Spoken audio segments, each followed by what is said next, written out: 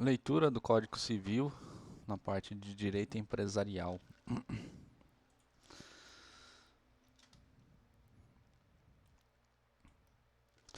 Livro 2 do direito de empresa do empresário, da caracterização e da inscrição.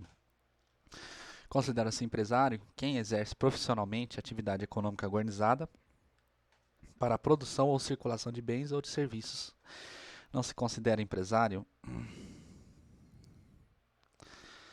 quem exerce profissão intelectual de natureza científica, literária ou artística, ainda com concurso de auxiliares ou colaboradores, salvo seu exercício de profissão constituir elemento de empresa. É obrigatória a inscrição do empresário no registro público de empresas mercantis da respectiva sede, antes do início de sua atividade. A inscrição do empresário far-se-á mediante requerimento que contenha o seu nome, nacionalidade, domicílio, estado civil, se casado, e regime de bens. A firma, com respectiva assinatura autógrafa, que poderá ser substituída pela assinatura autenticada com certificação digital ou meio equivalente que comprove a sua autenticidade, ressalvado o disposto no Lei Complementar 123. O capital, o objeto e a sede da empresa. Com as indicações estabelecidas nesse artigo, a inscrição será tomada por termo no livro próprio do Registro Público de Empresas Mercantis e obedecerá ao número de ordem contínuo para todos os empresários inscritos. A margem da inscrição e com as mesmas formalidades serão averbadas, quaisquer modificações nela ocorrentes. Caso venha a admitir sócios, o empresário individual poderá solicitar ao Registro Público de Empresas Mercantis a transformação do seu registro de empresário para registro de sociedade empresária, observado que couber o 1113 a 1115. O processo de abertura, registro, alteração em baixa do microempreendedor individual, de que trata a lei complementar, bem como qualquer exigência para o início do seu funcionamento, deverão ter trâmite especial e simplificado, preferentemente eletrônico, opcional para empreendedor, na forma a ser disciplinada pelo Comitê de Gestão da Rede Nacional para a Simplificação do Registro e da Legalização de Empresas e Negócios. Para fins do parágrafo 4º, poderão ser dispensado o uso da firma com a respectiva assinatura autografada, o capital, requerimentos, demais assinaturas, informações relativas à nacionalidade, estado civil e regime de bens, bem como remessa de documentos na forma estabelecidas pelo Comitê para a Gestão de Rede Nacional.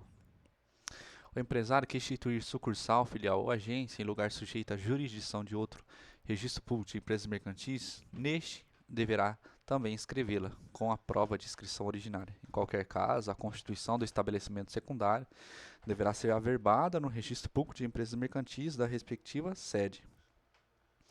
A lei assegurará tratamento favorecido, diferenciado e simplificado ao empresário rural e ao pequeno empresário, quanto à inscrição e os efeitos dela daí decorrentes.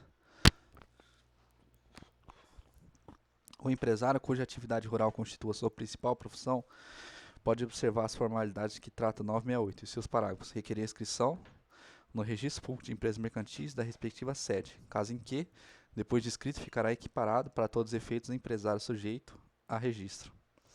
Aplica-se o disposto no caput deste artigo à associação que desenvolva atividade futebolística em caráter habitual e profissional. Voltando, o empresário cuja atividade rural constitua sua principal profissão pode, observar das formalidades que trata 968 e seus parágrafos, requerer inscrição no registro público de empresas mercantis da respectiva sede, caso em que, depois de inscrito, ficará equiparado para todos os efeitos ao empresário sujeito a registro. Aplica-se o disposto no caput deste artigo à associação que desenvolva atividade futebolística em caráter habitual e profissional, caso em que a inscrição será considerada empresária para todos os efeitos, incluída aí pela Lei 14.193 de 2021, capacidade. Podem exercer atividade de empresários os que estiverem em pleno gloso da capacidade civil e não forem legalmente impedidos. A pessoa legalmente impedida de exercer a atividade própria de empresário, se a exercer, responderá pelas obrigações contraídas. Poderá o incapaz, por meio de representante ou devidamente assistido, continuar na empresa, antes exercida por ele enquanto capaz, por seus pais ou pelo autor da herança. Nos casos desse artigo, precederá a autorização judicial após o exame das circunstâncias e dos riscos da empresa, bem como conveniência em continuá-la, podendo a autorização ser revogada pelo juiz, ouvidos os pais tutores ou representantes legais do menor, ou do interdito, sem prejuízo dos direitos adquiridos por terceiro. Não ficam sujeitos ao resultado da empresa os bens que o incapaz já possuía, ao tempo da sucessão ou da interdição, desde que estranhos ao acervo daquela, devendo tais fatos constar do alvará que conceder a autorização. O Registro Público de Empresas Mercantis, a cargo das juntas comerciais, deverá registrar contratos ou alterações contratuais de sociedade que envolva sócio incapaz, desde que atendidos de forma conjunta os seguintes pressupostos: o sócio incapaz não pode exercer a administração da sociedade, o capital social deve ser totalmente integralizado, o sócio relativamente incapaz deve ser assistido e absolutamente incapaz deve ser representado por seus representantes legais. Se o representante ou assistente do incapaz for pessoa que, por disposição de lei, não puder exercer atividade de empresário, nomeará com aprovação do juiz um ou mais gerentes. Do mesmo modo, será nomeado gerente em todos os casos em que o juiz entender ser conveniente. A aprovação do juiz não exime o representante ou assistente do menor ou do interdito da responsabilidade pelos atos dos gerentes nomeados. A prova da emancipação e da autorização do incapaz, nos casos do 974, e a eventual revogação desta, serão inscritas ou averbadas no Registro Público de Empresas Mercantis. O uso da firma caberá, conforme o caso, ao gerente ou ao representante do incapaz, ou a este, quando puder ser autorizado.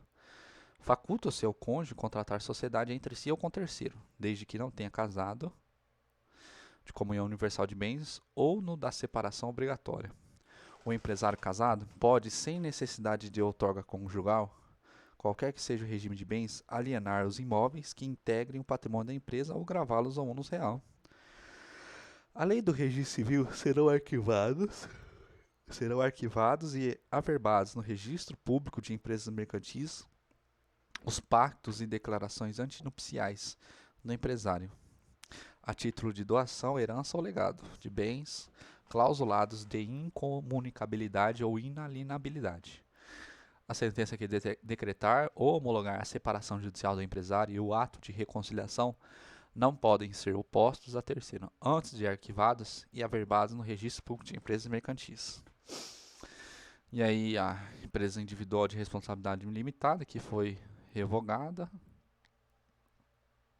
Da sociedade, capítulo único, disposições gerais. Celebra um contrato de sociedade, as pessoas reciprocamente se obrigam a contribuir com bens ou serviços para o exercício de atividade econômica e a partilha entre si dos resultados. A atividade pode restringir a realizar-se de um ou mais negócios determinados, salvo exceções expressas, considera-se empresária a sociedade que tem por objeto o exercício da atividade própria de empresário sujeita a registro e simples às demais. Sociedade empresária sujeita a registro e a simples às demais. Independentemente do seu objeto, considerada empresária a sociedade por ações e simples a cooperativa. A sociedade empresária deve constituir-se segundo um dos tipos do 1039 a 1092. A sociedade simples pode constituir de conformidade com um desses tipos e, não o fazendo, subordina-se às normas que lhe são próprias. Ressalvam-se as disposições concernentes à sociedade em conta a participação e as cooperativas, bem como as constantes de leis especiais que, para o exercício de certas atividades, imponham a constituição da sociedade segundo determinado tipo. A sociedade que tenha por objeto o exercício de atividade própria de empresário rural e seja constituída ou transformada de acordo com um dos tipos de sociedade empresária, pode, com as formalidades 968, requerer a inscrição no Registro Público de Empresas Mercantis.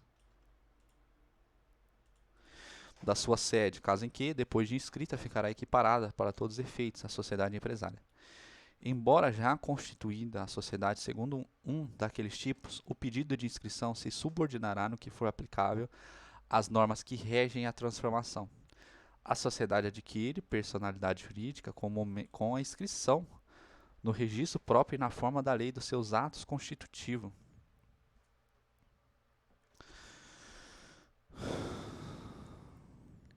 Da sociedade não personificada, sociedade comum. Enquanto não inscritos os atos constitutivos, regerá a sociedade, exceto por ações em organização, pelo disposto neste capítulo, observada subsidiariamente no que com ele forem compatíveis as normas de sociedade simples. Os sócios, nas relações entre si ou com terceiros, somente por escrito podem provar a existência da sociedade, mas os terceiros podem prová-la de qualquer modo. Os bens e dívidas sociais constituem patrimônio especial no qual os sócios são titulares em comum. Os bens sociais respondem pelos atos de gestão praticados por qualquer dos sócios, salvo pacto expresso limitativo dos poderes, que somente terá eficácia contra terceiro que conheça ou deva conhecer. Todos os sócios respondem solidariamente e ilimitadamente pelas obrigações sociais, excluindo o benefício de ordem de 2024, aquele que contratou pela sociedade. Da sociedade em conta participação. Na sociedade em conta participação, a atividade constituída do objeto social é exercida unicamente pelo sócio ostensivo, em seu nome individual e sob sua própria e exclusiva responsabilidade, participando os demais dos resultados correspondentes. Obriga-se perante terceiros tão somente o sócio ostensivo e exclusivamente perante este o sócio participante, nos termos do contrato social. A constituição da sociedade em conta participação independe de qualquer formalidade. Pode provar-se por todos os meios de direito. O contrato social produz efeitos somente contra os sócios. E a eventual inscrição do seu instrumento em qualquer registro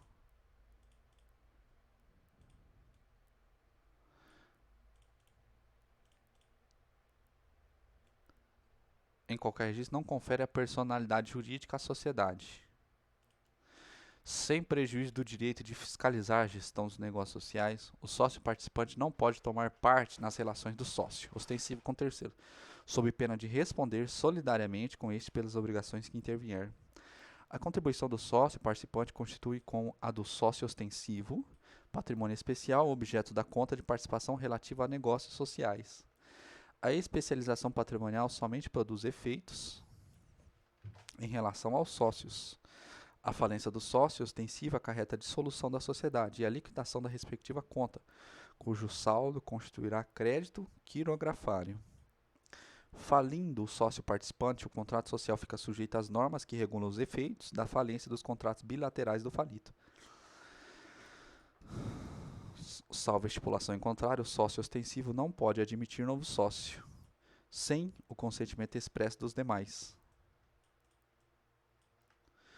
Aplica-se à sociedade em conta participação subsidiariamente e no que com ela for compatível o disposto para a sociedade simples, e a sua liquidação rege-se pelas normas relativas à prestação de contas, na forma da lei processual. Havendo mais de um sócio ostensivo, as respectivas contas serão prestadas e julgadas do mesmo processo. Da sociedade personificada, sociedade simples do contrato social. A sociedade simples. Então, as sociedades não personificadas, a gente tem duas: sociedade em conta participação e a sociedade comum. Agora, as sociedades personificadas. Primeira, a sociedade simples do contrato social. Sociedade constitui mediante contrato escrito, particular ou público, que, além de cláusula estipulada pelas partes, mencionará nome, nacionalidade, estado civil, profissão e residência dos sócios e pessoas naturais, e a firma ou denominação, nacionalidade, sede dos sócios jurídicas, denominação, objeto, sede e prazo da sociedade. Capital da sociedade expressa em moeda corrente, podendo compreender qualquer espécie de bens suscetíveis de avaliação pecuniária. A cota de cada sócio no capital social e o modo de realizá-la.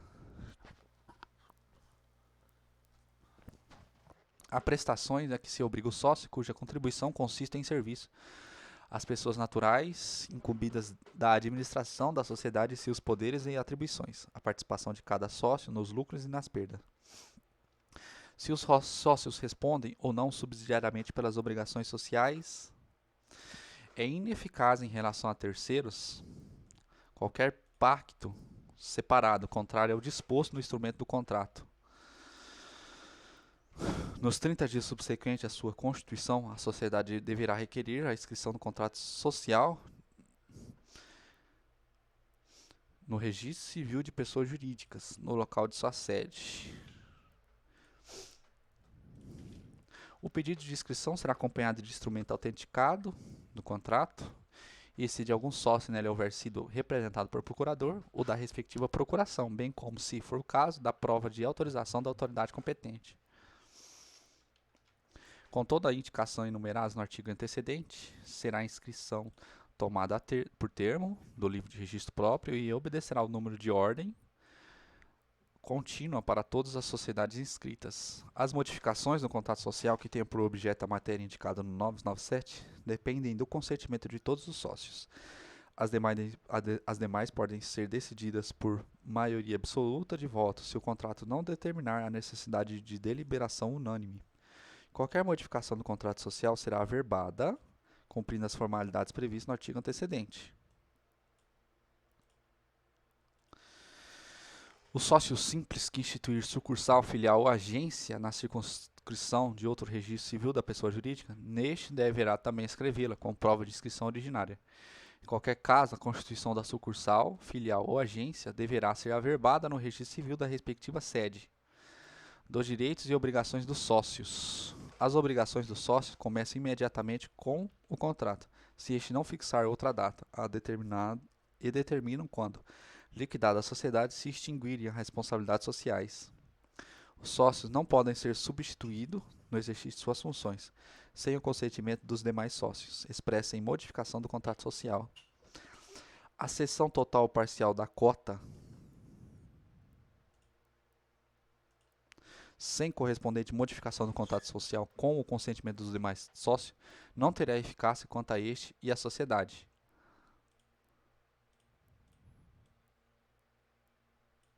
Consentimento dos sócios e a modificação do contrato. Até 2 anos, depois de averbada a modificação do contrato, responde o cedente solidariamente com o cessionário, perante a sociedade e terceiros, pelas obrigações que tinha como sócio. Os sócios são obrigados, na forma e no prazo previsto, às contribuições estabelecidas no contrato social. E aquele que deixar de fazê-lo nos 30 dias seguintes ao da notificação pela sociedade, responderá perante esta pelo dano emergente da mora. Verificada a mora, poderá a maioria dos demais sócios preferir a indenização à exclusão do sócio remisso ou reduzir-lhe a cota ao montante já realizado, aplicando-se, em ambos os casos, o parágrafo 1º do 1031.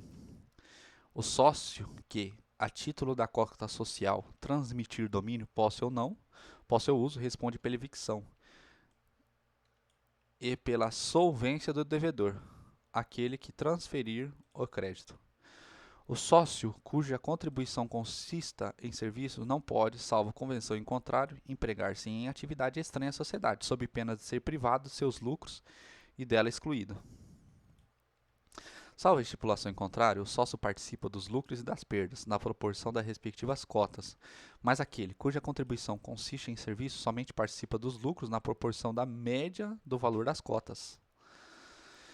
É nula a estipulação contratual que exclua qualquer sócio de participação dos lucros e das perdas.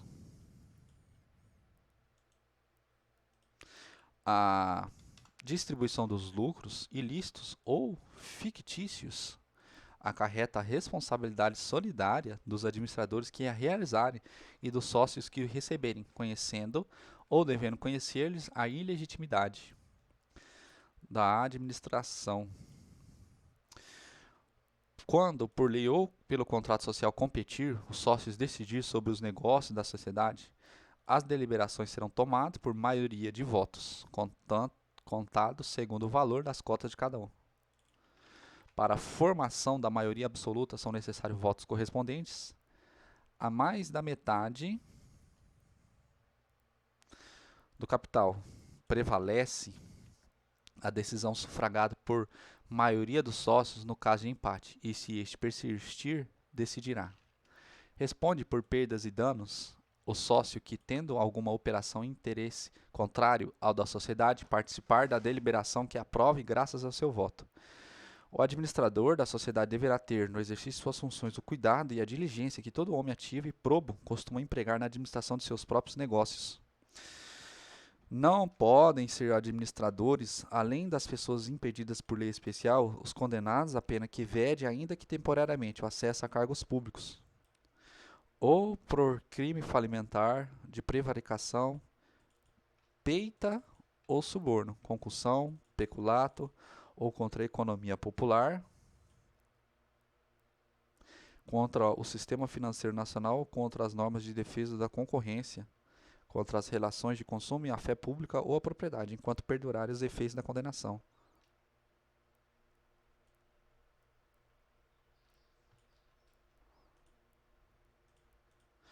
Não podem.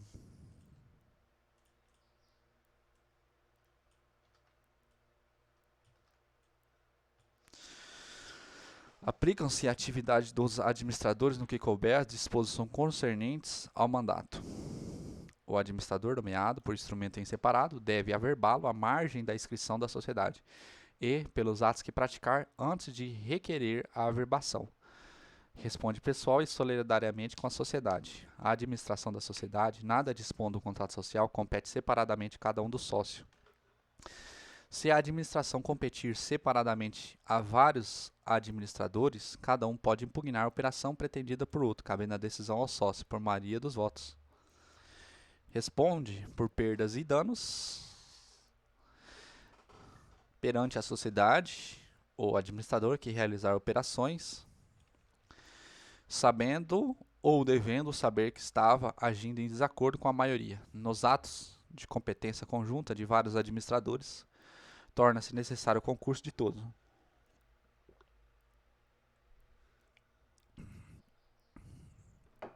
Salvo nos casos urgentes, em que a omissão ou retardo das providências possa ocasionar dano irreparável ou grave. No silêncio do contrato, os administradores podem praticar todos os atos pertinentes à gestão da sociedade, não constituindo objeto social a oneração ou venda de bens imóveis, depende de que a maioria dos sócios decidir.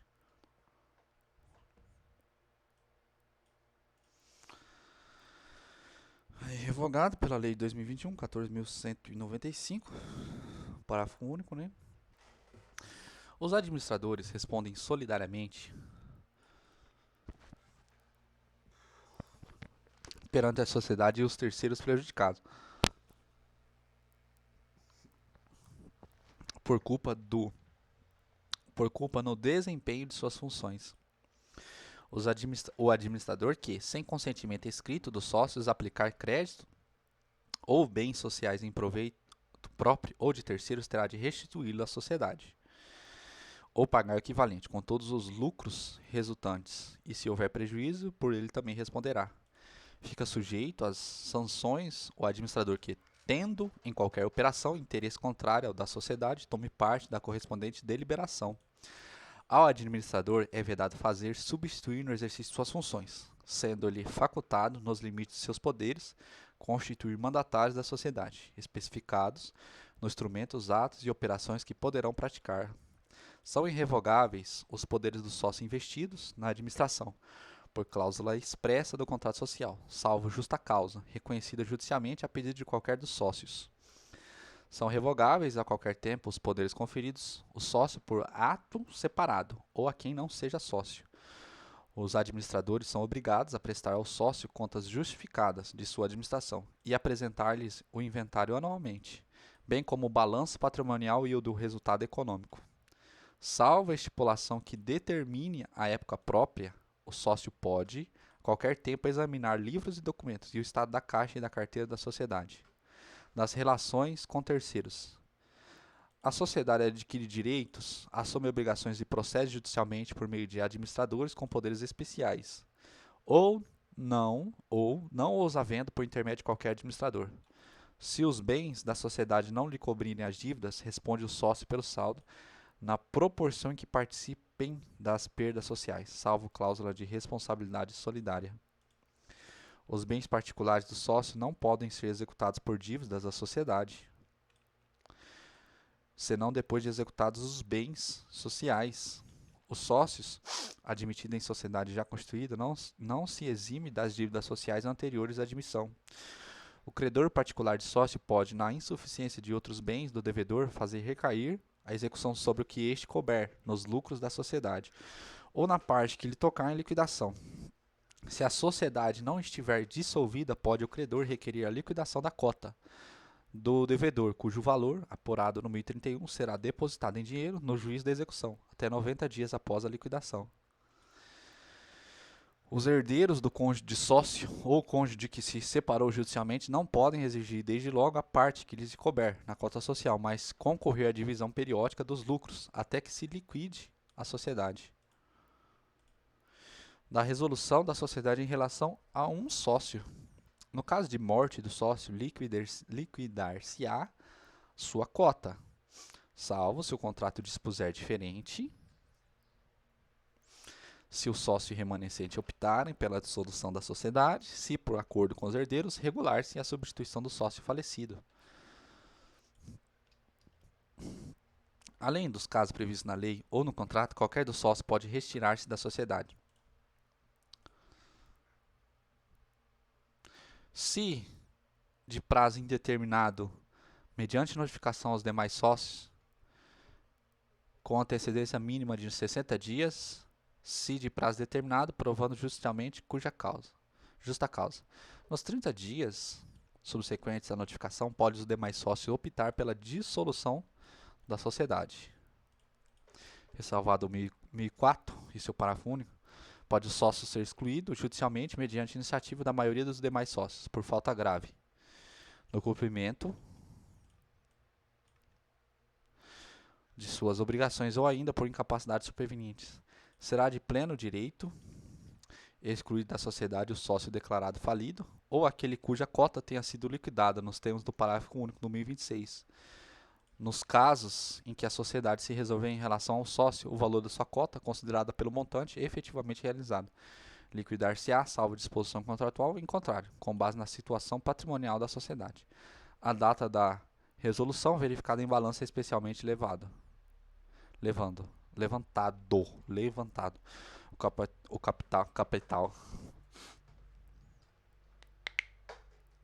O capital social sofrerá a correspondente redução, salvo se os demais sócios suprirem o valor da cota.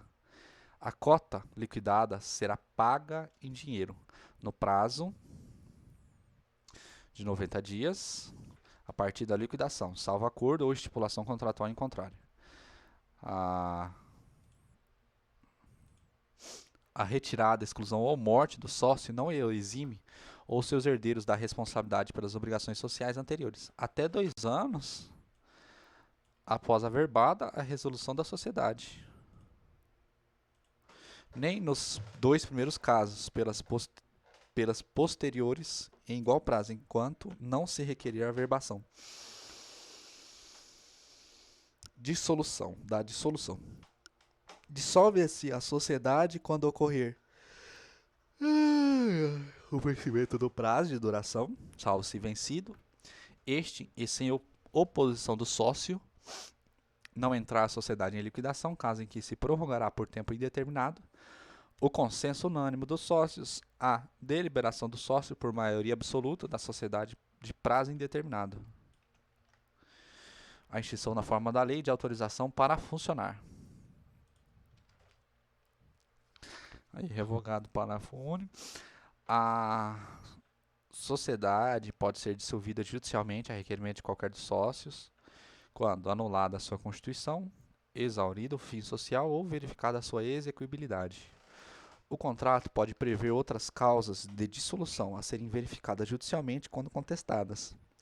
Ocorrida a dissolução, cumpre aos administradores providenciar imediatamente a investidura do liquidante e restringir a gestão própria aos negócios inadiáveis, vedadas novas operações pelas quais responderão solidariamente e ilimitadamente.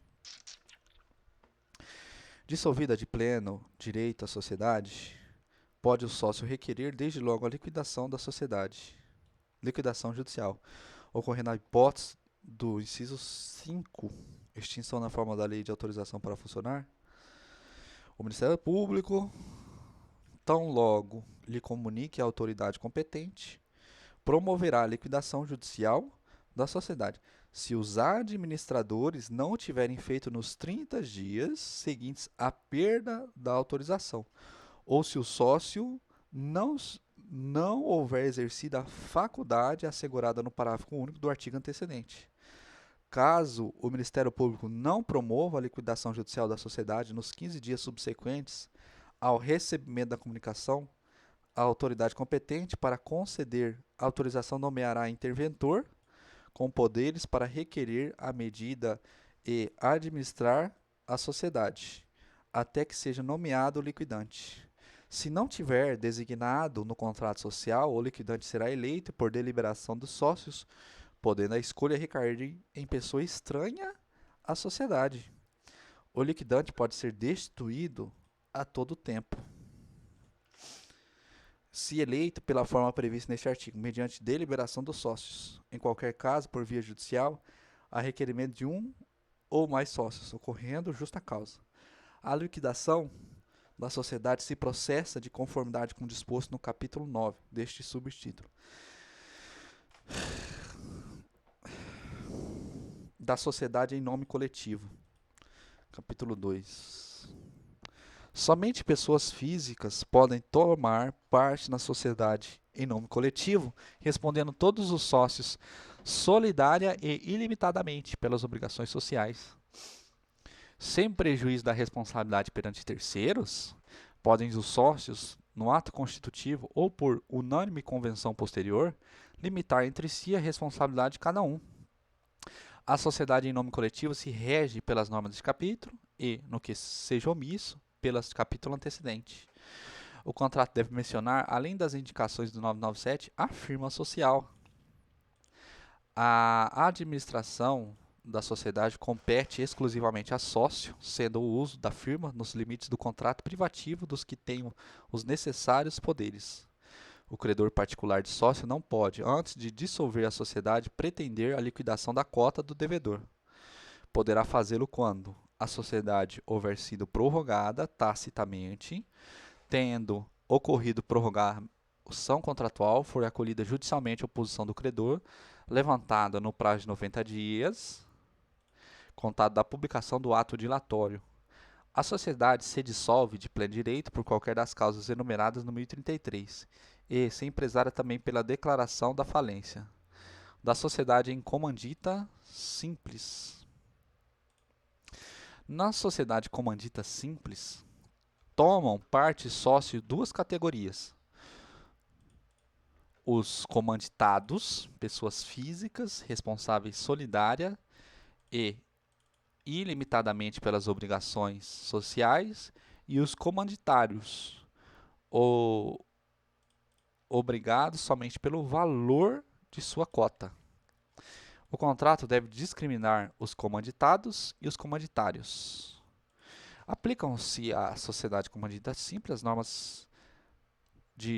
as normas da sociedade em nome coletivo, que forem compatíveis com este capítulo. Os comanditados cabem os mesmos direitos e obrigações do sócio da sociedade em nome coletivo, sem prejuízo da faculdade de participar das deliberações da sociedade e de lhes fiscalizar as operações. Não pode o comanditário praticar qualquer ato de gestão, nem ter o nome na firma social sob pena de ficar sujeito à responsabilização do sócio comanditado. Pode o comanditário ser constituído procurador da sociedade para negócio determinado e com poderes especiais. Somente após averbada a modificação do contrato produz efeito. Quanto a terceiros, a diminuição da cota do comanditário, em consequência de ter sido reduzido o capital social, sempre sem prejuízo dos credores pré-existentes. O sócio comanditário não é obrigado à reposição de lucros recebidos de boa-fé e de acordo com o balanço. Diminuído o capital social por perdas supervenientes, não pode o comanditário receber quaisquer lucros antes de reintegrado aquele. No caso de morte do sócio comanditário, a sociedade, salvo disposição do contrato, continuará com seus sucessores que designarão quem os represente. Dissolve-se de pleno direito a sociedade por qualquer causa prevista no 1044, quando por mais de 180 dias perdurar a falta de uma das categorias de sócio. Na falta de sócio comanditado, os comanditários nomearão administrador provisórios para praticar, durante o período referido e sem assumir as condições do sócio, os atos de administração.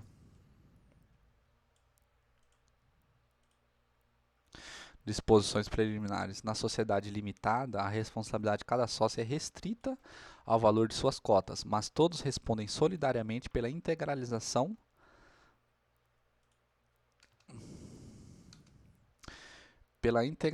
do capital social. A sociedade limitada pode ser constituída por um ou mais pessoas. Se for unipessoal, aplicam-se o documento de constituição do sócio único, no que couber as disposições sobre contrato social. A sociedade limitada rege nas omissões deste capítulo pelas normas da sociedade simples. O contrato social poderá prever a regência supletiva da sociedade limitada pelas normas de sociedade anônima. O contrato mencionará no que couber as indicações 997, se for o caso, a firma social. Das cotas. O capital social divide-se em cotas, iguais ou desiguais, cabendo uma ou diversa a cada um sócio. Pela exata estimação de bens conferidos ao capital social, respondem solidariamente todos os sócios até o prazo de 5 anos da data de registro da sociedade. É vedada a contribuição que consista em prestação de serviço. A cota é indivisível em relação à sociedade, salvo para efeito de transferência, caso em que se observará o disposto no artigo seguinte. No caso de condomínio de cota, o direito a ela inerente somente pode ser exercido pelo condomínio representante ou pelo inventariante do espólio do sócio falecido.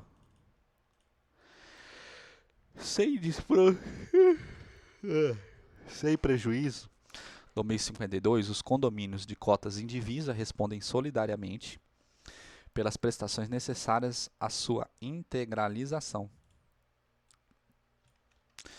Na omissão do contrato, o sócio pode ceder sua cota total ou parcialmente a quem seja sócio, independentemente de audiência dos outros, ou a estranho, se não houver oposição de titulares de mais de um quarto do capital social. A cessão terá eficácia quanto à sociedade terceira, inclusive para os fins do parágrafo 1003, a partir da averbação do respectivo instrumento, subscrito pelos sócios anuentes. Não integralizada a cota do sócio remisso, os outros sócios podem, sem prejuízo do disposto no 1004, esse é o parágrafo 1, tomá-la para si ou transferi-la a terceiros, excluindo o primitivo titular e envolvendo-lhe o que houver pago, deduzidos os juros de mora, as prestações estabelecidas no contrato, mais as despesas. Os sócios serão obrigados à reposição dos lucros e das quantias retiradas, a qualquer título, ainda que autorizados pelo contrato, quando tais lucros ou quantias se distribuírem com prejuízo do capital. Da administração, a sociedade limitada é administrada por uma ou mais pessoas designadas no contrato social ou em ato separado. A administração atribuída no contrato a todos os sócios não se estende de pleno direito aos que posteriormente adquiram essa qualidade. A designação de administradores dos sócios dependerá de aprovação da unanimidade dos sócios, enquanto o capital não estiver integralizado, e de 2/3 no mínimo após a sua integralização.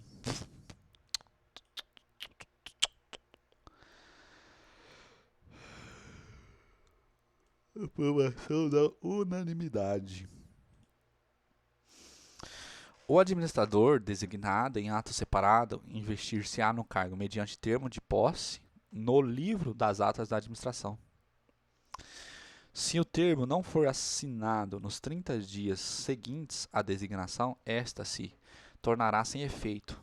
Nos 10 dias seguintes ao da investidura, deve o administrador requerer seja averbada a sua nomeação no registro competente, mencionando seu nome, nacionalidade, estado civil, residência, com exibição de documento de identidade, o ato e a data da nomeação e o prazo de gestão.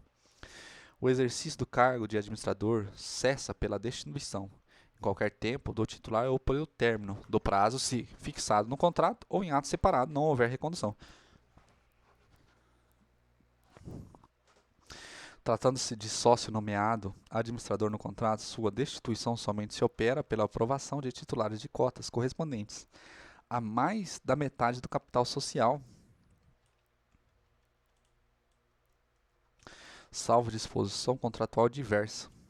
A cessão do exercício do cargo de administrador deve ser averbada no registro competente, mediante requerimento apresentado nos 10 dias seguintes da ocorrência.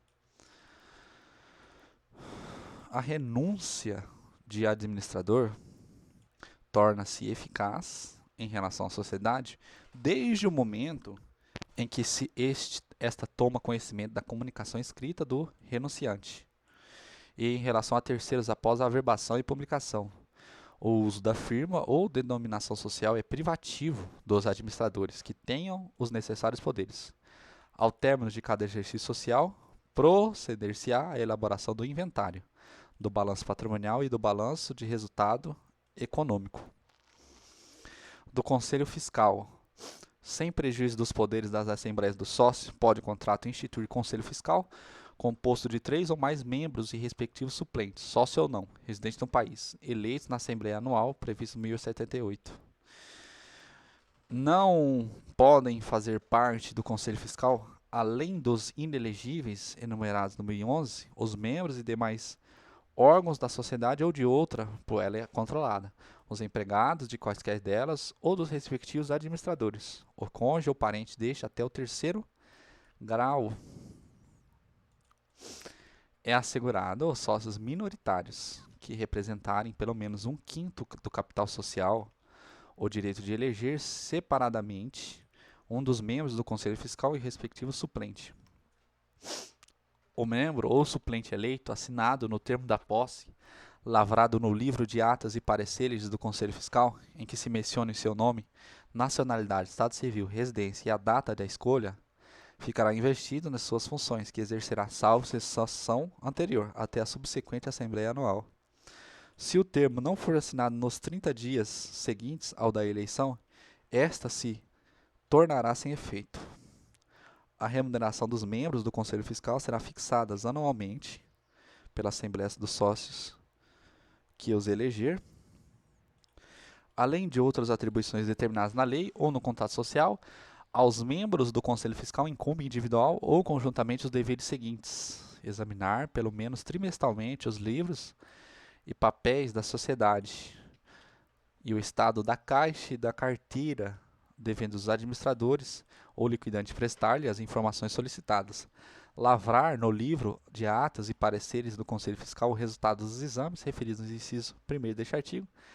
Exarar no mesmo livro e apresentar à Assembleia Anual dos Sócios parecer sobre os negócios e as operações sociais do exercício em que servirem, tomando por base o balanço patrimonial e o resultado econômico. Denunciar os erros, fraudes ou crimes que descobrirem, sugerindo providências úteis à sociedade. Convocar as Assembleias dos Sócios se a diretoria retardar mais de 30 dias da sua convocação anual ou sempre que ocorram motivos de graves e urgentes praticar durante o período de liquidação. Os atos a que se refere esse artigo tendem em vista às disposições especiais reguladoras da liquidação. As atribuições e poderes conferidos pela lei ao Conselho Fiscal não podem ser outorgados a outro órgão da sociedade e a responsabilidade de seus membros obedece à regra que define aos administradores. O Conselho Fiscal poderá escolher para assisti-lo no exame dos livros, dos balanços e das contas contabilista legalmente habilitado, mediante remuneração aprovada pela Assembleia dos Sócios, das deliberações dos sócios. Depende de deliberação dos sócios, além de outras matérias indicadas na lei ou no contrato, aprovação das contas da administração, designação dos administradores quando feita em ato separado, a destituição dos administradores, o modo de sua remuneração quando não estabelecido no contrato, a modificação do contrato social, a incorporação, a fusão e a dissolução da sociedade ou a cessão do estado de liquidação, a nomeação e destituição dos liquidantes e o julgamento das suas contas, a pedido de concordata. As deliberações dos sócios, obedecido o disposto 1010, serão tomadas em reunião ou em assembleia, conforme previsto no contrato social, devendo ser convocados pelos administradores nos casos previstos em lei ou no contrato. As deliberações em assembleia serão obrigatórias se o número dos sócios for superior a 10. Dispensam-se as formalidades de convocação previstas no parágrafo 3º, no 1152, quando todos os sócios comparecerem ou se declararem, por escrito ciente do local, data, hora e ordem do dia. A reunião ou assembleia torna-se dispensável quando todos os sócios decidirem por escrito sobre matéria que seja objeto delas. No caso do inciso 8º do artigo antecedente, os administradores, se houver urgência e com autorização do titular de mais da metade do capital social, podem requerer concordata preventiva. As deliberações tomadas de conformidade com a lei e o contrato vinculam todos os sócios, ainda que ausentes ou dissidentes. Aplicam-se às reuniões dos sócios nos casos omissos do contrato. O disposto na presente seção sobre a Assembleia. A reunião ou Assembleia podem também ser convocadas por sócio, quando os administradores retardarem a convocação por mais de 60 dias, nos casos previstos em lei ou no contrato, ou por titulares de mais de 1/5 do capital, quando não atendidos, no prazo de 8 dias, pedido de convocação fundamentado, com indicação das matérias a serem tratadas pelo Conselho Fiscal, se houver, nos casos referentes ao inciso 5 do 1069, a Assembleia dos Sócios instala-se com a presença em primeira convocação de titularidade de no mínimo 3/4 do capital social, e em segundo em qualquer número. O sócio pode ser representante da Assembleia por outro sócio ou por advogado, mediante a outorga de mandato com especificação dos atos autorizados, devendo o instrumento ser levado a registro juntamente com a ata. Nenhum sócio por si ou na condição de mandatário pode votar matéria que lhe diga respeito diretamente. A Assembleia será presidida e secretariada por sócios escolhidos entre os presentes. Dos trabalhos e deliberações será lavrada no livro de atas da Assembleia, ata assinada pelos membros da mesa e por sócios participantes da reunião, quantos bastem a validade das deliberações, mas sem prejuízo dos que queiram assiná-la. Cópia da ata autenticada pelos administradores ou pela mesa será nos 20 dias subsequentes à reunião apresentada ao Registro Público de Empresas Mercantis, para arquivamento e averbação. Ao sócio que solicitar será entregue cópia autenticada da ata. Ressalvado o disposto 1061, as deliberações do sócio serão tomadas pelo voto correspondente no mínimo a 3/4 do capital social, nos casos previstos nos incisos 5 e 6, pelos votos correspondentes a mais da metade do capital social, nos casos previstos nos incisos tais, pela maioria dos votos dos presentes, nos demais casos previstos em lei e no contrato, se este não exigir maioria mais elevada.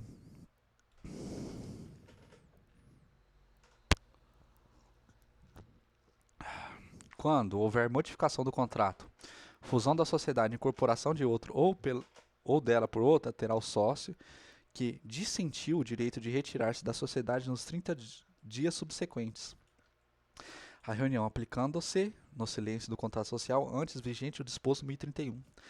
A Assembleia dos Sócios deve realizar-se ao menos uma vez por ano, nos 4 meses seguintes ao término do exercício social, com o objetivo de tomar contas dos administradores e deliberar sobre o balanço patrimonial e o resultado econômico.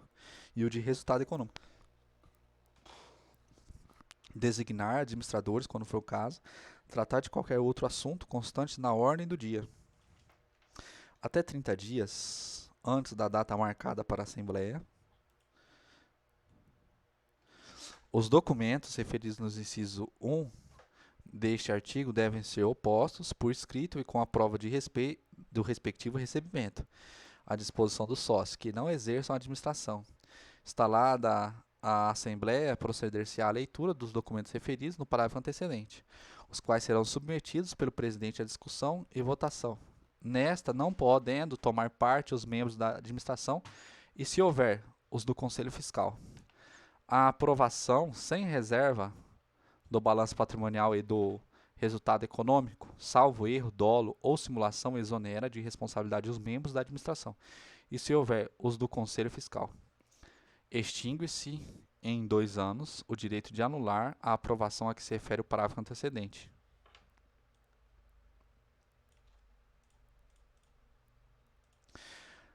Aplica-se a reunião dos sócios nos casos omissos do contrato,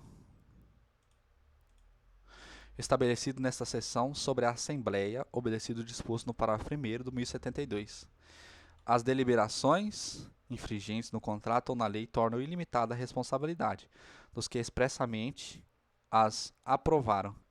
O sócio poderá participar e votar à distância, em reunião ou assembleia, nos termos do regulamento do órgão competente do Poder Executivo Federal. A reunião ou assembleia poderá ser realizada de forma digital, respeitados os direitos legalmente previstos de participação e de manifestação do sócio e os demais requisitos regulamentares.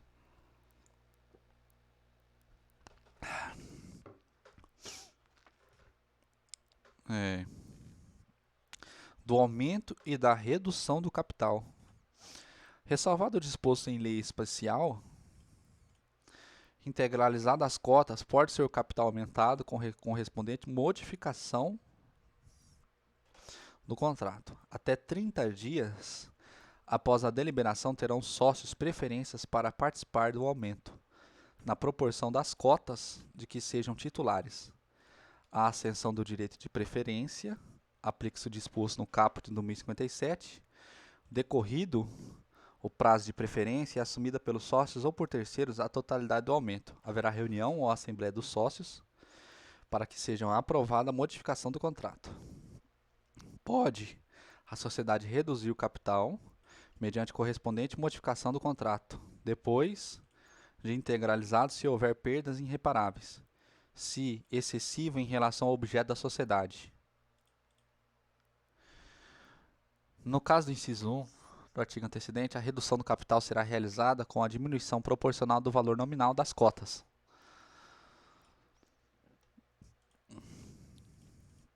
Tornando-se efetiva a partir da averbação do Registro Público de Empresas Mercantis na ata da Assembleia que a tenha aprovado. No caso do 1082, a redução do capital será feita restituindo-se parte do valor das cotas aos sócios, ou dispensando-se as prestações ainda devidas, com a diminuição proporcional, em ambos os casos, do valor nominal das cotas. No prazo de 90 dias, contados da data da publicação da ata da Assembleia, que aprovar a redução, o credor quirografário, por título líquido anterior a essa data, poderá opor-se ao deliberado. A redução somente se tornará eficaz se, no prazo estabelecido no parágrafo antecedente, não houver impugnada, ou se provado o pagamento da dívida ou depósito judicial do respectivo valor. Satisfeitas as condições estabelecidas no parágrafo antecedente,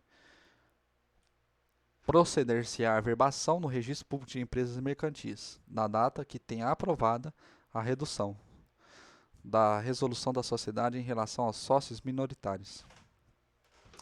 Ressalvado o disposto no 1030, quando a maioria dos sócios representativa de mais de metade do capital social, entender que um ou mais sócios estão pondo em risco a continuidade da empresa em virtude dos atos de inegável gravidade, poderá excluí-los da sociedade, mediante alteração do contrato social, desde que prevista nessa exclusão por justa causa.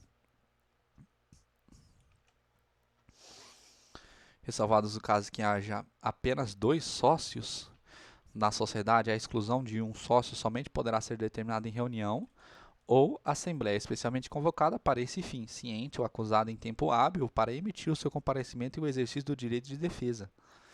Efetuado o registro da alteração contratual, aplica-se o disposto 1031 e 1032.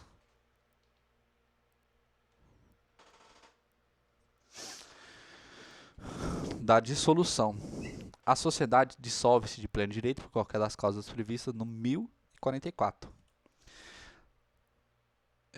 Da sociedade anônima. Da caracterização.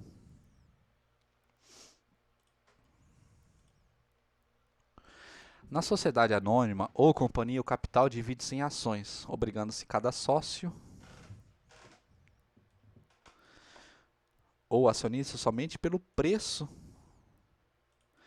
de emissões das ações que a subscreveu a adquirir. A sociedade anônima rege por lei especial, aplicando-se-lhes, nos casos omissos, as disposições deste Código. Da sociedade em comandita por ações. A sociedade em comandita por ações tem o capital dividido por ações, regendo-se pelas normas relativas à sociedade anônima. Sociedade não, só isso. Na comandita por ações. A comandita por ações tem capital dividido em ações, regendo-se pelas normas relativas à sociedade anônima, sem prejuízo das modificações constantes neste capítulo, e opera sob firma ou denominação. Somente o acionista tem a qualidade para administrar a sociedade e, como diretor, responde subsidiariamente e ilimitadamente pelas obrigações da sociedade.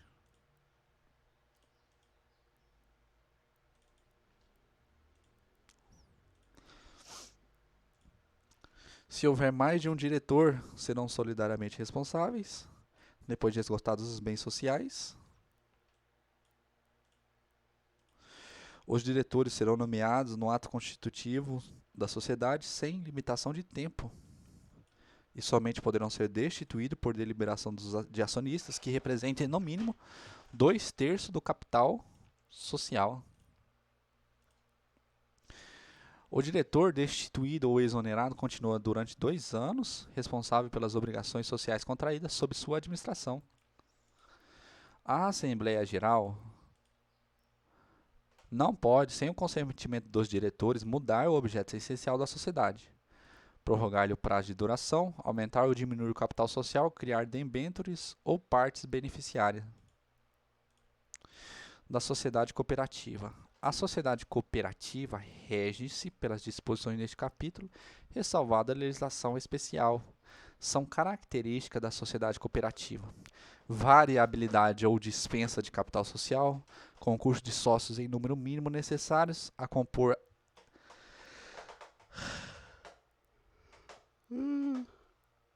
a administração da sociedade, sem limitação de número máximo, limitação do valor da soma de cotas do capital social que cada sócio poderá tomar, intransferibilidade das cotas do capital a terceiros estranhos à sociedade, ainda que por herança, quórum para a Assembleia Geral funcionar e deliberar, fundado no número de sócios presentes à reunião e não no capital social representado. Direito de cada sócio a um só voto nas deliberações, tenha ou não capital de sociedade, e qualquer que seja o valor de sua participação. Retribuição dos resultados, proporcionalmente ao valor das operações efetuadas pelos sócios com a sociedade, podendo ser atribuído juro fixo ao capital realizado. Indivisibilidade no fundo de reserva entre os sócios, ainda que em caso de dissolução de sociedade. 1095. Na sociedade cooperativa, a responsabilidade do sócio pode ser limitada ou ilimitada. É limitada a responsabilidade da cooperativa em que o sócio responde somente pelo valor de suas cotas e pelos prejuízos. Verificado nas operações sociais, guardada a proporção de sua participação nas mesmas operações. É ilimitada a responsabilidade da cooperativa em que o sócio responde solidária e ilimitadamente pelas obrigações sociais. No que a lei for omissa, aplica-se disposições referentes à sociedade simples, resguardadas as características estabelecidas no artigo 1094.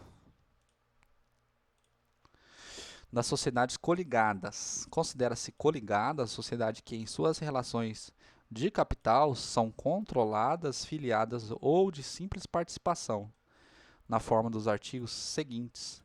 É controlada a sociedade cujo capital a outra sociedade possua a maioria dos votos nas deliberações das cotistas ou da Assembleia Geral e o poder de eleger a maioria dos administradores. A sociedade cujo controle, referido no inciso antecedente, esteja em poder de outra, mediante ações ou cotas possuídas por sociedade ou sociedade por esta já controlada. Diz-se coligados ou filiada à sociedade cujo capital outra sociedade participa com 10% a mais do capital da outra, sem controlá-la.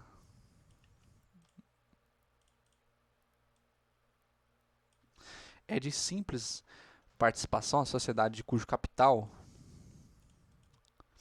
outra sociedade possua menos de 10% do capital com direito a voto. Salvo disposição especial de lei, a sociedade não pode participar de outra, que seja sua sócia por montante superior, segundo o balanço ou das próprias reservas, excluídas a reserva legal. Aprovado o balanço em que se verifique ter sido excedido esse limite, a sociedade não poderá exercer o direito de voto correspondente às ações ou cotas em excesso, os quais devem ser alienadas nos 180 dias seguintes àquela aprovação. Da liquidação da sociedade. Dissolvida a sociedade, nomeado o liquidante na forma do disposto neste livro, procede-se à liquidação de conformidade com os preceitos deste capítulo, ressalvado o disposto no ato constitutivo ou no instrumento de dissolução. O liquidante que não seja administrador da sociedade investir-se-á nas funções, averbada a sua nomeação no registro próprio. Constitui deveres do liquidante.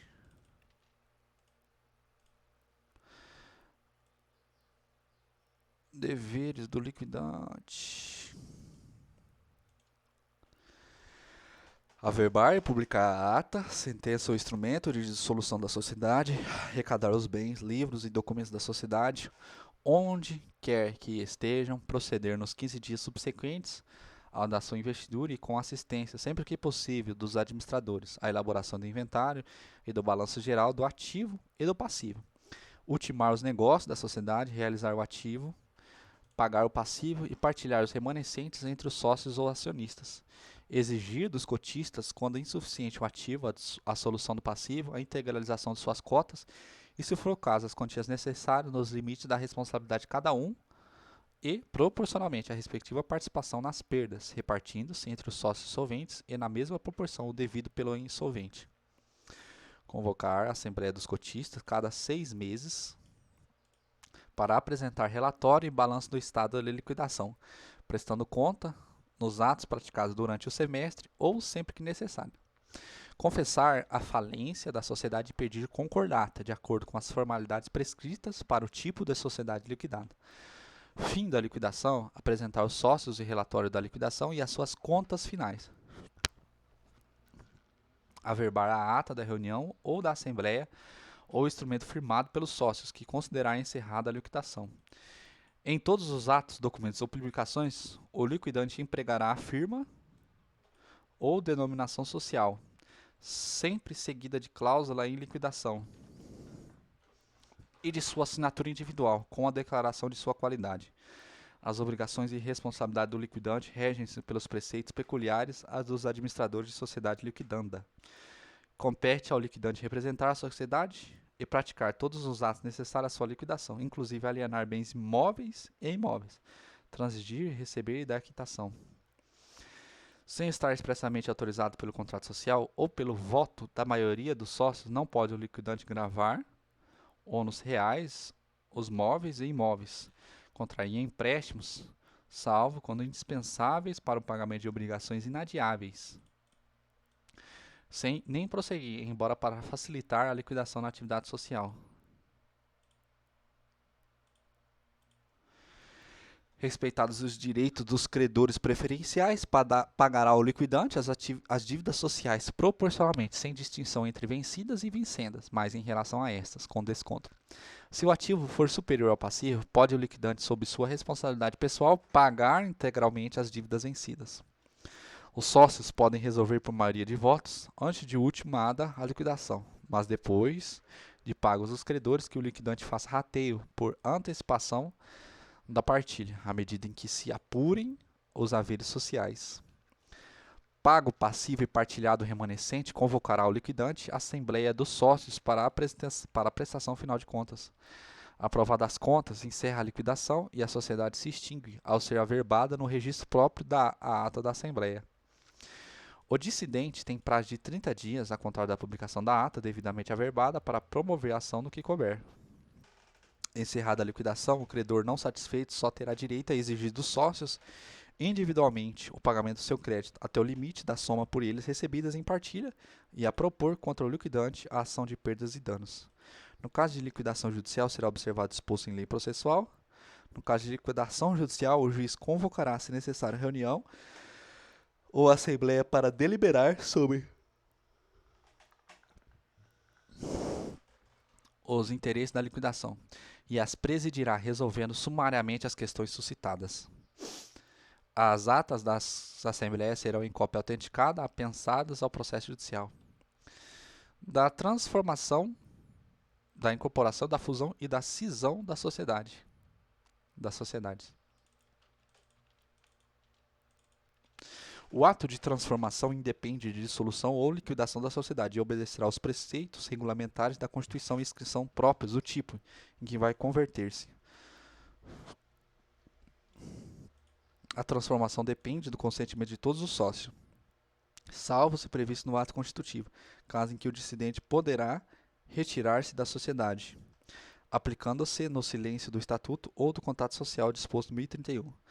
A transformação não modificará nem prejudicará em qualquer caso os direitos dos credores. A falência da sociedade transformada somente produzirá efeitos em relação aos sócios, que no tipo anterior a eles estariam sujeitos se o pedirem aos titulares de créditos anteriores à transformação, e somente a este beneficiará. Na incorporação, uma ou várias sociedades são absorvidas por outras, que lhe sucedem em todos os direitos e obrigações, devendo todas aprová-la na forma estabelecida para os respectivos tipos. A deliberação do sócio da sociedade incorporada deverá aprovar as bases da operação e o projeto de reforma do ato constitutivo. A sociedade que houver de ser incorporada tomará conhecimento desse ato e, se o aprovar, autorizará os administradores a praticar o necessário à incorporação, inclusive a subscrição em bens, pelo valor da diferença que se verificar entre o ativo e passivo. A deliberação dos sócios da sociedade incorporada compreenderá a nomeação dos peritos para a avaliação do patrimônio líquido da sociedade que tenha de ser incorporada. Aprovados os atos da incorporação, a incorporação declarará extinta a incorporada e promoverá a respectiva averbação do registro próprio.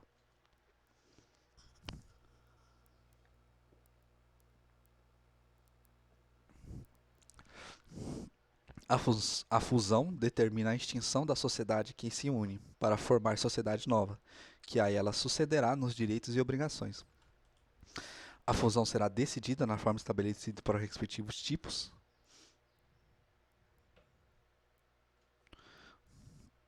Pelas sociedades que pretendam unir-se. Em reunião ou assembleia dos sócios de cada sociedade, deliberada a fusão e aprovado o projeto do ato constitutivo da nova sociedade, bem como o plano de distribuição do capital social, serão nomeados os peritos para avaliação do patrimônio da sociedade. Apresentados os laudos, os administradores convocarão reunião ou assembleia dos sócios para tomar conhecimento deles, decidindo sobre a constituição definitiva da sociedade. É vedado os sócios ao sócio votar o laudo de avaliação do patrimônio da sociedade de que façam parte. Constituída a nova sociedade, aos administradores incumbe fazer inscrever no registro próprio de sede os atos relativos à fusão.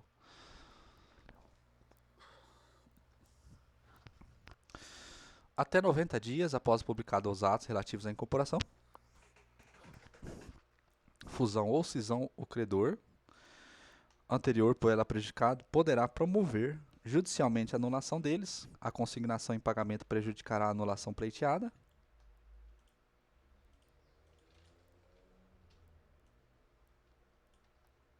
Sendo ilíquida a dívida, a sociedade poderá garantir-lhe a execução, suspendendo-se o processo de anulação. Ocorrendo, no prazo deste artigo, a falência da sociedade incorporada, da sociedade nova ou da cindida, qualquer credor anterior terá direito a pedir a separação dos patrimônios, para fim de serem os créditos pagos pelos bens respectivas massas da sociedade dependente de autorização. Disposições gerais. A sociedade que dependa de autorização do Poder Executivo para funcionar rege-se por este título, sem prejuízo do disposto em lei especial. Na falta do prazo estipulado em lei ou em ato do poder público, será considerado caduca a autorização se a sociedade não entrar em funcionamento nos 12 meses seguinte à respectiva publicação. O Poder Executivo é facultado a qualquer tempo cassar a autorização concedida à sociedade nacional ou estrangeira que infringir disposição de ordem pública ou praticar atos contrários aos fins declarados no seu estatuto. Da sociedade nacional. É nacional a sociedade organizada de conformidade com a lei brasileira e que tenha no país a sede de sua administração. Quando a lei exigir que todos ou alguns sócios sejam brasileiros, as ações da sociedade anônima revestirão, no silêncio da lei, a forma nominativa. Qualquer que seja o tipo de sociedade, na sua sede ficará arquivada a cópia autenticada do documento comprobatório na nacionalidade dos sócios. Não haverá mudança na nacionalidade de sociedade brasileira sem o consentimento unânime dos sócios ou acionistas. O requerimento de autorização de sociedade nacional deve ser acompanhado de cópia do contrato, assinada por todos os sócios, ou, tratando-se de sociedade anônima, de cópia autenticada pelos fundadores dos documentos exigidos em lei especial. Se a sociedade tiver sido constituída por escritura pública, bastará juntar-se ao requerimento a respectiva certidão. Ao Poder Executivo é facultado exigir que se procedam alterações ou aditamento no contrato e no estatuto, devendo os sócios, ou, tratando-se de sociedade anônima, os fundadores cumprir as formalidades legais para a revisão dos atos constitutivos e juntar o processo prova regular. Ao Poder Executivo é facultado recusar a autorização se a sociedade não atender às condições econômicas, financeiras ou jurídicas especificadas em lei. Expedir o decreto de autorização, cumprirá a sociedade publicar os atos referidos nos artigos 1128 e 1129, em 30 dias, no órgão oficial da União, cujo exemplar representará prova para inscrição no registro próprio dos atos constitutivos da sociedade. A sociedade promoverá também, no órgão oficial da União e no prazo de 30 dias, a publicação do termo de inscrição. A sociedade anônima nacionais que dependam de autorização do Poder Executivo para funcionar não se constituirão sem obtê-la, quando seus fundadores pretenderem recorrer à subscrição pública para a formação do capital. Os fundadores deverão juntar requerimento, cópias autenticadas no projeto de estatuto e nos prospectos. Obtida a autorização e constituída a sociedade, proceder-se à inscrição dos seus atos constitutivos.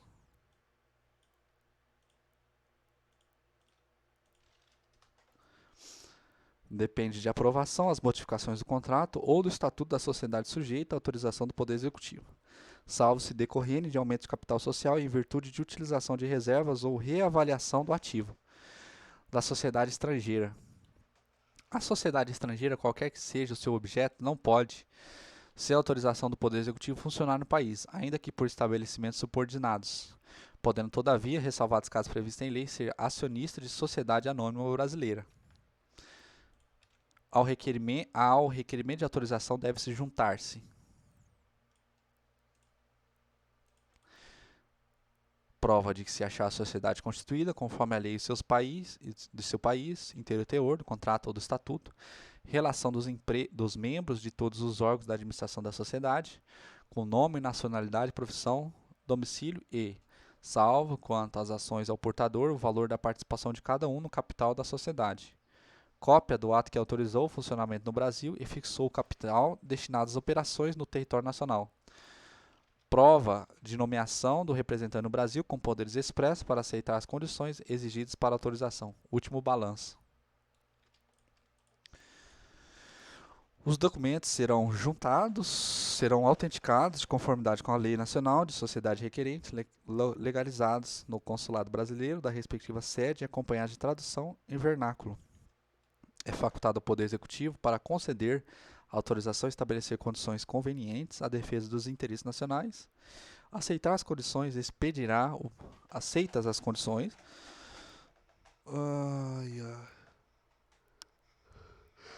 expedirá ao Poder Executivo decreto de autorização, do qual constará um montante de capital destinado às operações do país. Cabendo à sociedade promover a publicação dos atos referidos no 1131. A sociedade autorizada não pode iniciar sua atividade antes de inscrita no registro próprio de lugar em que se deva estabelecer. O requerimento de inscrição será instruído com exemplar da publicação exigida no parágrafo único do artigo antecedente, acompanhado de documento do depósito em dinheiro, em estabelecimento bancário oficial no capital ali mencionado. Arquivados, esses documentos, a inscrição será feita por termo em livre especial para sociedades estrangeiras, com o número de ordem contínuo para todas as sociedades inscritas. Nos termos constarão o nome, objeto, duração e sede da sociedade no estrangeiro, lugar da sucursal, filial ou agência no país, data, o número de decreto de autorização, capital destinado às operações do país e individuação do seu representante permanente. Inscrita a sociedade, promover-se-á a publicação determinada no parágrafo único do artigo 1131. A sociedade estrangeira autorizada a funcionar ficará sujeita às leis e aos tribunais brasileiros, quanto aos atos ou operações praticadas no Brasil. A sociedade estrangeira funcionará no território nacional com o nome que tiver em seu país de origem, podendo acrescentar a palavra Brasil ou para o Brasil. A sociedade estrangeira autorizada a funcionar é obrigada a ter, permanentemente, representante no país, com poderes para resolver quaisquer questões e receber quitação judicial pela sociedade. O representante somente pode agir perante terceiro depois de arquivado e averbado o instrumento de sua nomeação. Qualquer modificação no contrato ou no estatuto dependerá da aprovação do Poder Executivo para produzir os efeitos nacional.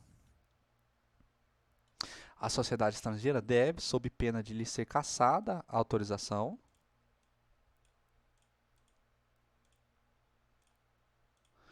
reproduzir no órgão oficial da União, dos Estados, se for o caso, publicações que, segundo a lei nacional, seja obrigada a fazer relativamente ao balanço patrimonial e ao resultado econômico, bem como os atos de sua administração. Sob pena também de lhe ser cassada a autorização, a sociedade estrangeira deverá publicar o balanço patrimonial e o resultado econômico das sucursais, filiais ou agências existentes. Mediante autorização do Poder Executivo, a sociedade estrangeira admitida a funcionar no país pode nacionalizar-se transferindo sua sede para o Brasil. Para o fim previsto neste artigo, deverá a sociedade, por seus representantes, oferecer com o requerimento os documentos exigidos no 1134 e ainda a prova da realização do capital, pela forma declarada no contrato ou no estatuto, e no ato em que foi deliberada a nacionalização.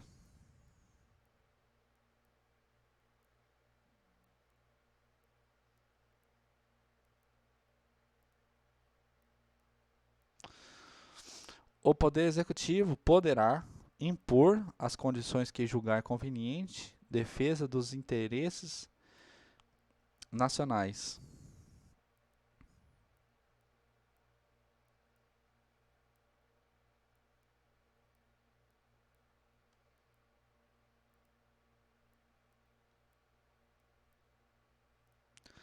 Aceita as condições pelo representante, proceder-se-á após a expedição do decreto de autorização, a inscrição da sociedade e publicação do respectivo termo do estabelecimento, capítulo 1, disposições gerais. Considera-se estabelecimento todo o complexo de bens organizados para exercício de empresa por empresário ou por sociedade empresária. O estabelecimento não se confunde com o local onde se exerce a atividade empresarial, que poderá ser físico ou virtual. Quando o local onde se exerce a atividade empresarial for virtual, o endereço informado para fim de registro poderá ser, conforme o caso, o endereço do empresário individual ou de um dos sócios da sociedade empresária. Quando o local onde se exerce a atividade empresarial for físico, a fixação do horário de funcionamento competirá ao município, observada a regra geral prevista no artigo 3 da Lei 13.874. Pode o estabelecimento ser objeto unitário de direitos e negócios jurídicos, translativos ou constitutivos, que sejam compatíveis com sua natureza. O contrato que tenha por objeto alienação, usufruto ou arrendamento do estabelecimento só produzirá efeitos quanto a terceiros depois de averbada a margem da inscrição do empresário ou da sociedade empresária no registro público de empresas mercantis e de publicado na imprensa oficial. Se o alienante não restar em bem suficiente para solver o seu passivo, a eficácia da alienação do estabelecimento depende do pagamento de todos os credores ou do consentimento destes, de modo expresso ou tácito, em 30 dias a partir de sua notificação.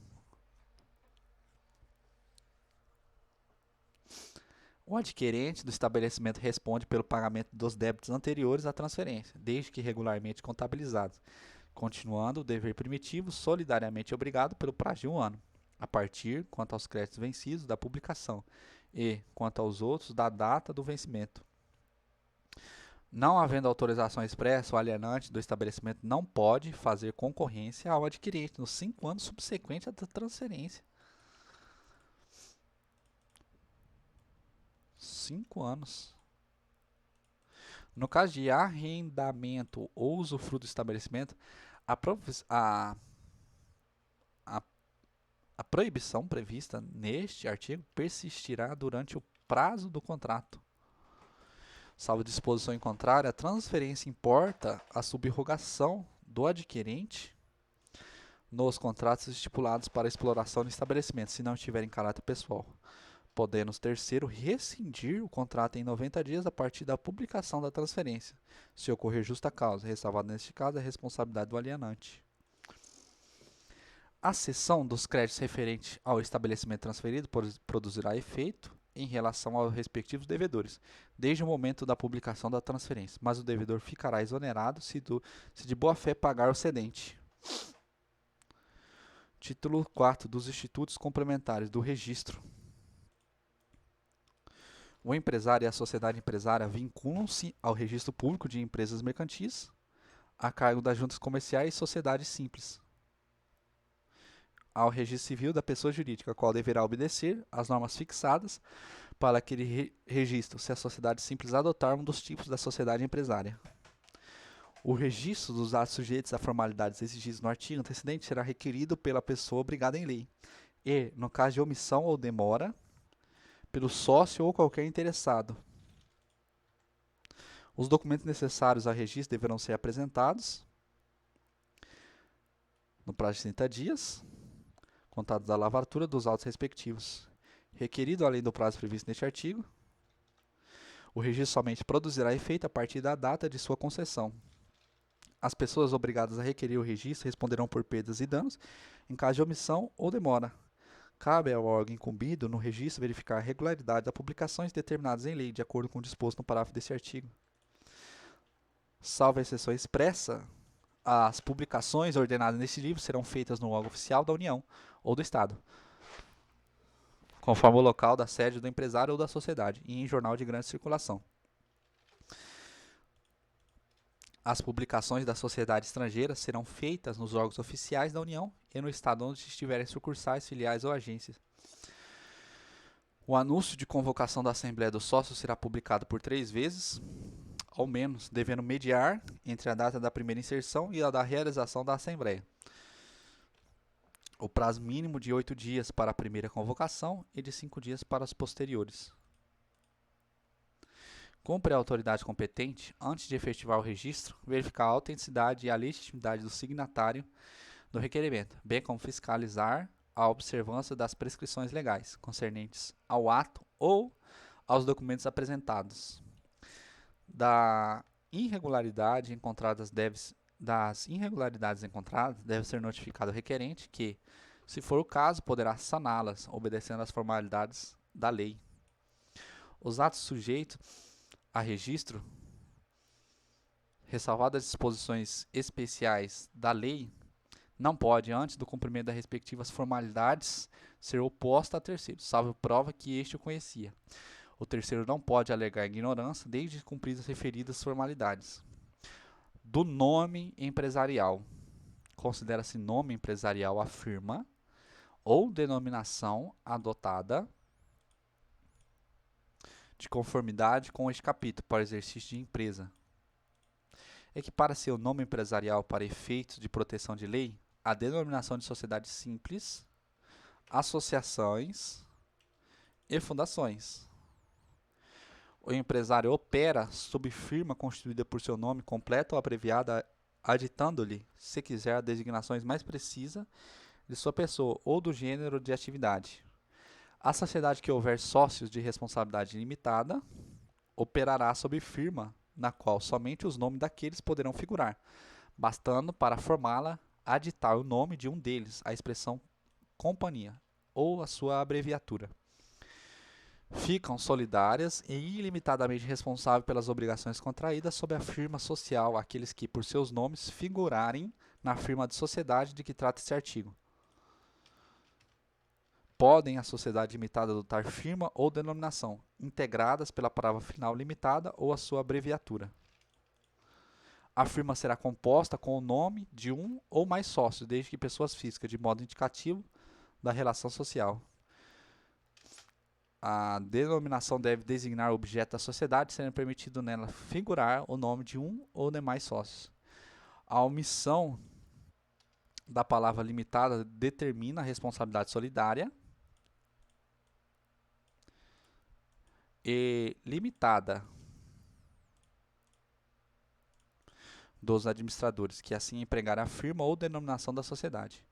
A sociedade cooperativa funciona sob denominação integrada por um vocábulo cooperativa. 1060 aí que foi alterado.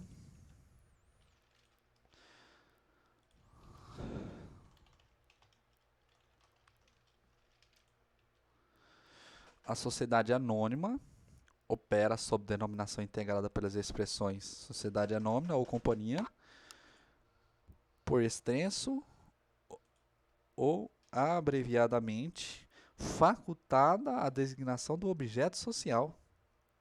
Não tinha aqui, essa é a alteração. Pode constar da denominação nome do fundador, acionista ou pessoa que haja concorrido para o bom êxito na formação da empresa.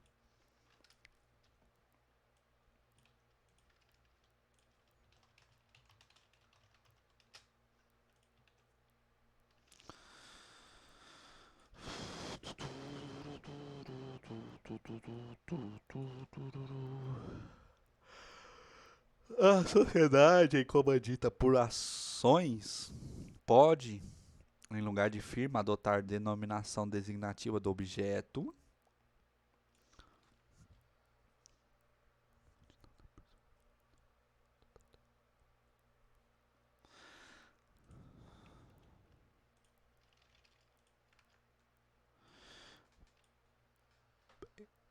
Adotar a denominação aditada para a expressão como dita por ações, facultada a designação do objeto social. A sociedade em conta de participação não pode ter firma ou denominação.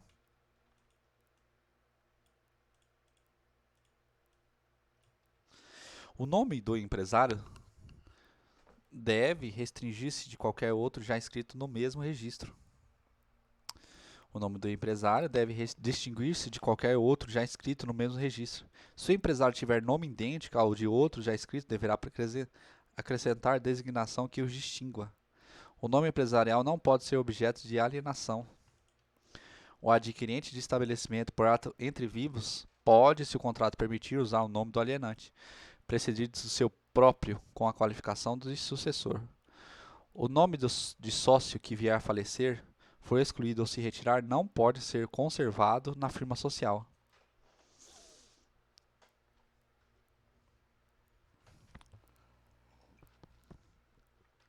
A inscrição do empresário ou dos atos constitutivos das pessoas jurídicas ou as respectivas averbações no registro próprio asseguram o uso exclusivo do nome dos limites do respectivo Estado. O uso previsto neste artigo entender-se-á a todo o território nacional, se registrado na forma da lei especial. Cabe ao prejudicado a qualquer tempo a ação para anular a inscrição do nome empresarial, feita com violação de lei ou do contrato. A inscrição do nome empresarial será cancelada a requerimento de qualquer interessado, quando cessar o exercício da atividade para que foi adotado, ou quando ultimar-se a liquidação da sociedade que o escreveu.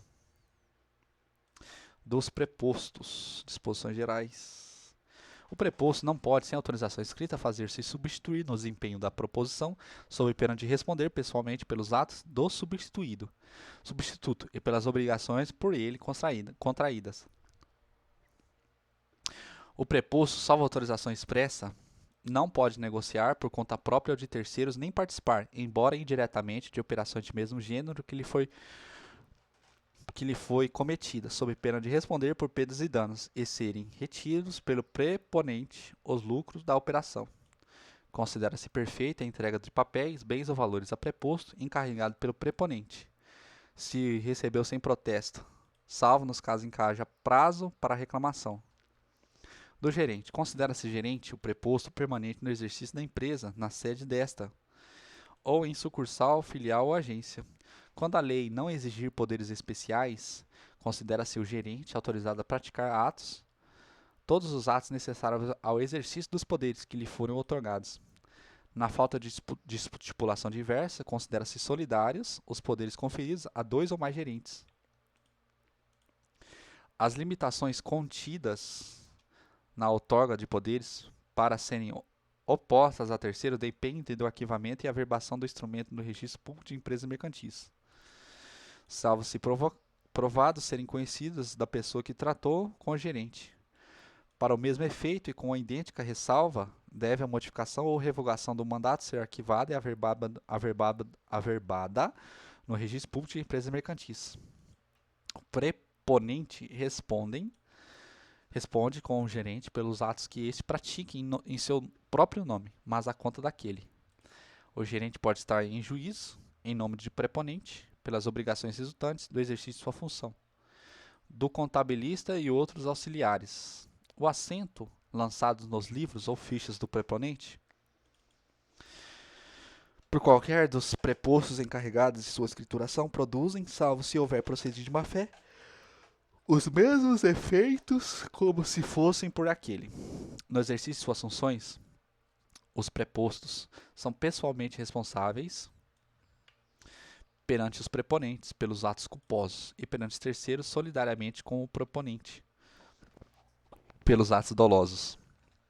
Os preponentes são responsáveis pelos atos de quaisquer prepostos praticados nos seus estabelecimentos e relativos à atividade da empresa, ainda que não autorizados por escrito.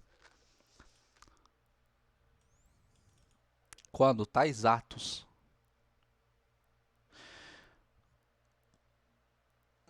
forem praticados fora do estabelecimento, somente obrigarão o preponente nos limites dos poderes conferidos por escrito, cujo instrumento pode ser suprido pela certidão ou cópia autêntica do seu teor. Da escrituração. O empresário e a sociedade empresária são obrigados a seguir um sistema de contabilidade, mecanizado ou não, com base na escrituração uniforme dos seus livros, em correspondência com a documentação respectiva, e a levantar anualmente o balanço patrimonial e o resultado econômico. Salvo disposto no 1180, o número de espécies de livros fica com o critério do interessado. É dispensado das exigências desse artigo o pequeno empresário, a que se refere os 970. Além dos demais livros exigidos por lei, é indispensável o diário, que pode ser substituído por fichas, no caso da escrituração mecanizada ou eletrônica.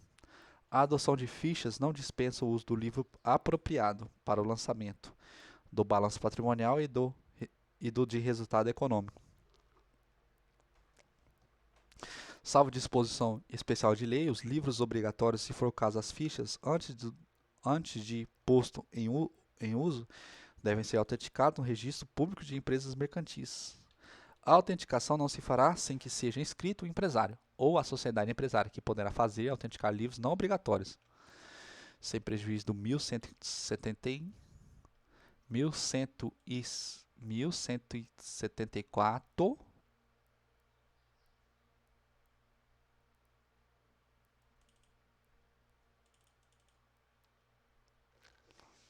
A escrituração ficará sob a responsabilidade de contabilista legalmente habilitado, salvo se nenhum houver na localidade. A escrituração será feita em idioma e moeda corrente nacionais e em forma contábil, por ordem cronológica de dia, mês e ano, sem intervalos em brancos, nem entrelinhas, borrões, rasuras, emendas ou transportes para a margem. É permitido o uso de código de números ou abreviaturas, que conste de livro próprio regularmente autenticado. No diário serão lançados com individuação, clareza e caracterização do documento respectivo, dia a dia, por escritura direta ou reprodução, todas as operações relativas ao exercício da empresa. Admite-se a escrituração resumida no diário, com totais que não excedam o período de 30 dias, relativamente às contas cujas operações sejam numerosas ou realizadas fora da sede do estabelecimento, desde que utilizados livros auxiliares, regularmente autenticados para registro individualizados, e conservados os documentos que permitam a sua perfeita verificação. Serão lançados no diário o balanço patrimonial e do resultado econômico, devendo ambos ser assinados por técnicos em ciências contábeis legalmente habilitados e pelo empresário ou sociedade empresária. O empresário ou sociedade empresária que adotar o sistema de fichas de lançamento poderá substituir o livro diário pelo livro de balancete diário e balanços, observadas as mesmas formalidades extrínsecas exigidas para aquele. O livro de balancetes diários e balanços será escriturado de modo que registre a posição diária de cada uma das contas ou títulos contábeis pelo respectivo saldo em forma de balancetes diários, o balanço patrimonial e o de resultado econômico do encerramento do exercício. Na coleta dos elementos para inventário serão observados os critérios de avaliação a seguir determinados.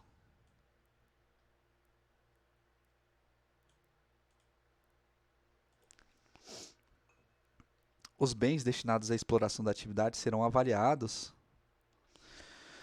pelo custo de aquisição, devendo a avaliação dos que desgastam ou depreciam com o uso, pela ação do tempo ou outros fatores, atender-se à desvalorização respectiva, criando-se fundos de amortização para assegurar-lhe a substituição ou a conservação do valor.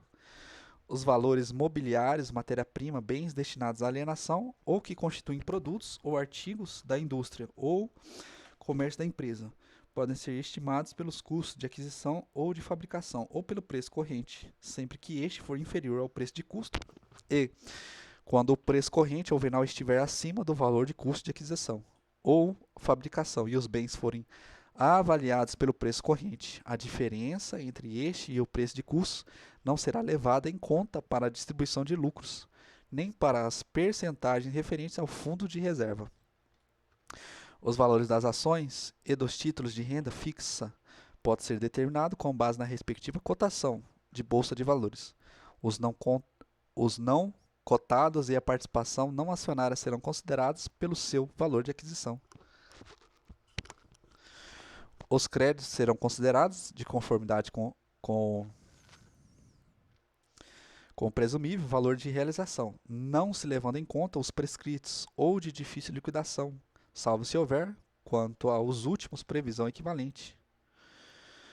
Entre os valores do ativo podem figurar-se desde que se preceda anualmente a sua amortização, as despesas de instalação da sociedade, até o limite correspondente a 10% do capital social, os juros pagos aos acionistas da sociedade anônima no período antecedente ao início das operações sociais, as taxas não superior a 12% ao ano fixado no estatuto, a quantia efetivamente paga a título do aviamento de estabelecimento adquirido pelo empresário ou sociedade. O balanço patrimonial deverá exprimir com fidelidade e clareza a situação real da empresa, atendidas as peculiaridades desta, bem como as disposições das leis especiais, indicará distintamente o ativo e o passivo. A lei especial disporá sobre as informações que acompanharão o balanço patrimonial em caso de sociedades coligadas. O balanço de resultado econômico ou demonstração de contas de lucros e perdas acompanhará o balanço patrimonial e dele constarão crédito e débito na forma da lei especial. Ressalvados os casos previstos em lei, nenhuma autoridade, juiz ou tribunal, sob qualquer pretexto, poderá fazer ou condenar diligência para verificar se o empresário ou sociedade empresária observa ou não seus livros e fichas, as formalidades prescritas em lei. O juiz só poderá autorizar a exibição integral dos livros e papéis de escrituração quando necessária para resolver questões relativas à sucessão, comunhão ou sociedade, administração ou gestão à conta de outrem, ou em caso de falência. O juiz ou o tribunal que conhecer de medida cautelar ou de ação pode, a requerimento ou de ofício, ordenar que os livros de qualquer das partes ou de ambas sejam examinados na presença do empresário ou da sociedade empresária a que pertença, ou de pessoas por este nomeadas, para deles se extrair o que interessar à questão. Achar-se o livro em outra jurisdição, nela se fará o exame perante o respectivo juiz. Recusada a apresentação dos livros, nos casos do artigo antecedente, serão apreendidos judicialmente e no seu parágrafo 1º, ter-se-á como verdadeiro ou alegado, pela parte contrária, para se provar pelos livros. A confissão resultante da recusa pode ser elidida por prova documental em contrário.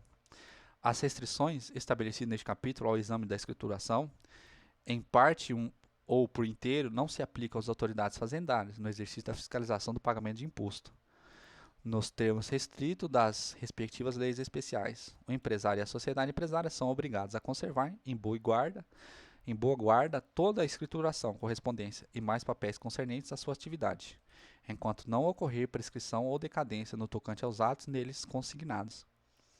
As disposições neste capítulo aplicam-se às sucursais, filiais ou agências no Brasil do empresário ou sociedade com sede em país estrangeiro.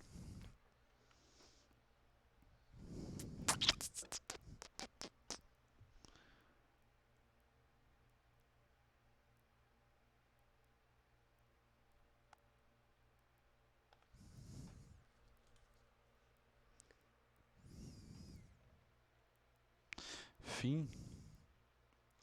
Desliga o trem.